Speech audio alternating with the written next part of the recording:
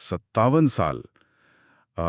किसी भारतीय प्रधानमंत्री की द्विपक्षीय यात्रा के लिए अर्जेंटीना को इतना लंबा इंतजार करना पड़ा। हाँ, 57 साल, ये अपने आप में एक बड़ी बात है। और इस बार तो मतलब राष्ट्रपति माइली का खुद एयरपोर्ट पर आना, गर्मजोशी से गले मिलना प्रधानमंत्री मोदी से, ये तस्वीरें तो काफी कुछ कह रही हैं, है ना? बिल्कुल, ये सिर्फ एक सामान्य डिप्लोमेटिक प्रोटोकॉल नहीं लगता। 1968 के बाद ये पहली ऐसी द्विपक्षीय यात्रा है और हमारे पास जो स्रोत हैं वो बताते हैं कि इस यात्रा का समय, ये गर्मजोशी और जो एजेंडा है उसके मायने काफी गहरे हैं। तो आज हम इन्हीं स्रोतों को थोड़ा और गहराई से देखेंगे, समझने की कोशिश करते हैं कि ये यात्रा इतनी खास क्यों मानी जा रही है, पर्दे के पीछे क्या चल रहा है और भारत अर्जेंटीना संबंधों के लिए और शायद भारत की बड़ी वैश्विक रणनीति के लिए भी इसके क्या मायने हैं। चलिए शुरू करते हैं। देखिए, सबसे पहले तो यही 57 साल का गैप, जानकारी यही इशारा करती है कि सिर्फ नज़रअंदाजी नहीं थी, बदलते हुए वैश्विक समीकरण है। और खासकर अर्जेंटीना में राष्ट्रपति माइली जैसे थोड़े अलग अपरंपरागत नेता का आना है, इसने इस रिश्ते को अचानक फोकस में ला दिया है। और राष्ट्रपति माइली का वो व्यक्तिगत स्वागत, उसको कैसे देखा जा रहा है? क्या वो सिर्फ एक शिष्टाचार था या कुछ और संकेत दे रहा है? सूत्र तो यही बताते हैं कि ये महज औपचारिकता से ज्यादा है। माइली जो अपनी थोड़ी मुखर और अलग स्टाइल के लिए जाने जाते हैं, उनका ये कदम शायद भारत जैसी उभरती हुई शक्ति के साथ सीधे व्यक्तिगत लेवल पर जुड़ने की इच्छा दिखाता है। हाँ। और ये अर्जेंटीना की जो पारंपरिक विदेश नीति रही है उससे थोड़ा हटकर नए रास्ते तलाशने का संकेत भी हो सकता है। दिलचस्प है। तो इस नई गर्मजोशी के बीच बातचीत के मुख्य मुद्दे क्या हैं? किन चीजों पर जोर दिया जा रहा है? बातचीत का दायरा तो काफी बड़ा है। आर्थिक सहयोग और व्यापार बढ़ाना, ये तो है ही, जाहिर है। हाँ, वो तो होगा ही। लेकिन स्रोत इस बात पर भी रोशनी डाल रहे हैं कि टेक्नोलॉजी, खासकर क्लीन एनर्जी और डिजिटल इंफ्रास्ट्रक्चर और इनोवेशन में साझेदारी पर खास ध्यान है।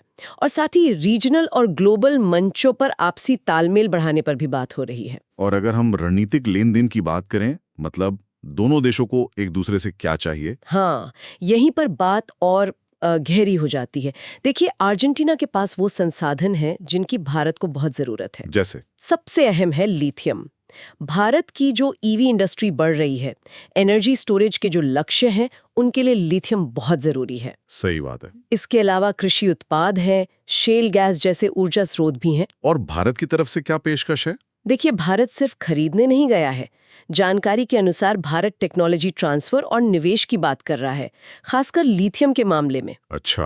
हाँ, सिर्फ कच्चा माल खरीदना नहीं, बल्कि अर्जेंटीना को वैल्यू एडेड प्रोसेसिंग क्षमता बनाने में मदद करना, ये चीज इस प्रस्ताव को पिछले प्रयासों से थोड़ा अलग और शायद ज्यादा आकर्षक बनाती है, खासकर तब जब अर्जेंटीना अपनी अर्थव्यवस्था को सुधारने की कोशिश कर रहा है। और ये पूरी यात्रा प्रधानमंत्री मोदी के 5 देशों के एक बड़े दौरे का हिस्सा है ना? घाना, त्रिनिदाद और टोबैगो, फिर अर्जेंटीना, फिर ब्राजील और नामीबिया। इस पूरे पैटर्न में कोई बड़ा संदेश है क्या? बिल्कुल। अगर हम इसे थोड़ा बड़े कैनवस पर देखें तो ये साफ तौर पर भारत की ग्लोबल साउथ यानी विकासशील देशों के साथ अपनी साझेदारी को एक्टिवली मजबूत करने की एक सोची समझी रणनीति लगती है। अच्छा। ऐसा लगता है कि भारत पश्चिमी देशों से अलग इन देशों के साथ अपने आर्थिक और रणनीतिक रिश्तों को नई ऊर्जा दे रहा है। और अर्जेंटीना के ठीक बाद ब्राजील में ब्रिक्स शिखर सम्मेलन भी है। इसका कोई कनेक्शन? ये सिर्फ संयोग तो नहीं लगता? संयोग तो बिल्कुल नहीं लगता। स्रोत भी इस बात की पुष्टि करते हैं कि अर्जेंटीना लंबे समय से ब्रिक्स समूह में शामिल होने में रुचि दिखाता रहा है। हाँ, ये बात तो पहले भी उठी है। हाँ, खासकर अपनी अर्थव्यवस्था को स्थिर करने और पश्चिमी प्रभाव से अलग नए सहयोगी खोजने के लिए भारत का समर्थन इसमें एक बहुत अहम कड़ी साबित हो सकता है। और प्रधानमंत्री का अर्जेंटीना से सीधे ब्रिक्स सम्मेलन के लिए ब्राजील जाना ये संभावना को और बल देता है ना? तो कुल मिलाकर क्या हम ये कह सकते हैं कि ये यात्रा भारत अर्जेंटीना संबंधों और शायद भारत के पूरे लैटिन अमेरिका के साथ रिश्तों में भी एक नए अध्याय की शुरुआत कर रही है? संकेत तो बिल्कुल इसी ओर इशारा कर रहे हैं। 57 साल बाद हो रही ये हाई लेवल द्विपक्षीय बातचीत सिर्फ एक प्रतीकात्मक घटना नहीं है। इसमें ठोस आर्थिक बदलाव लाने और एक मजबूत रणनीतिक साझेदारी बनाने की वास्तविक क्षमता दिखती है।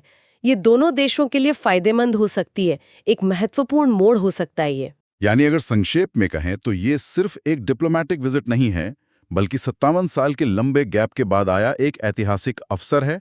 इसमें महत्वपूर्ण आर्थिक और रणनीतिक संभावनाएं हैं और ये भारत की व्यापक ग्लोबल साउथ आउटरीच रणनीति का एक अहम हिस्सा है। हाँ, बिल्कुल। इसे इसी तरह देखना ज्यादा सही होगा।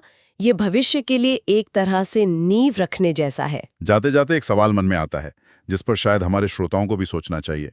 स्रोतों में अर्जेंटीना की ब्रिक्स में रुचि का जिक्र बार बार है। अगर ये मजबूत होते भारत अर्जेंटीना संबंध वाकई अर्जेंटीना के ब्रिक्स में शामिल होने का रास्ता खोलते हैं, तो भविष्य में जो वैश्विक आर्थिक शक्ति के ब्लॉक बन रहे हैं, उनके संतुलन पर इसका क्या असर पड़ सकता है? सोचने वाली बात है।